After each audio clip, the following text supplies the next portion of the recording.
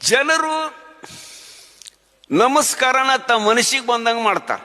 ನಮಸ್ಕಾರ ರೀ ಅಂತಾರ, ನಮಸ್ಕಾರ ರೀ ಅಂತಾರ.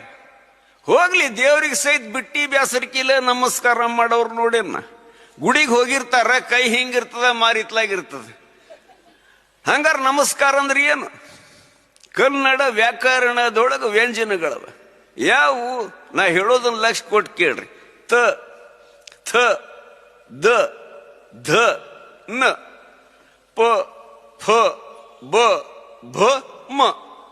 ಈ ಕಡೆ ಅಕ್ಷರ ಈ ಕಡೆ ಅಕ್ಷರ ಕುಡಿಸಿದ್ರೆ ಏನಾಗ್ತದೆ? ಇದು ಮ, ನಮ ಆಗ್ತದೆ. ಈ ಮೊದಲೇ ಅಕ್ಷರ ಈ ಮೊದಲೇ ಅಕ್ಷರ ಕುಡಿಸಿದ್ರೆ ಏನಾಗ್ತದೆ?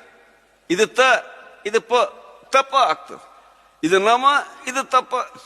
10 ಬೆರಳು ಜೋಡಿಸಿ 2 ಅಂಜಲಿ ಕೂಡಿಸಿ ನಮ ಅಂದ್ರೆ ನಮಸ್ಕಾರವನ್ನು ಮಾಡೋ ರೀತಿಯೊಳಗೆ ಮಾಡಿದ್ರೆ ತಪಸ್ಸಿನ ಫಲ ಬರ್ತದಂತ.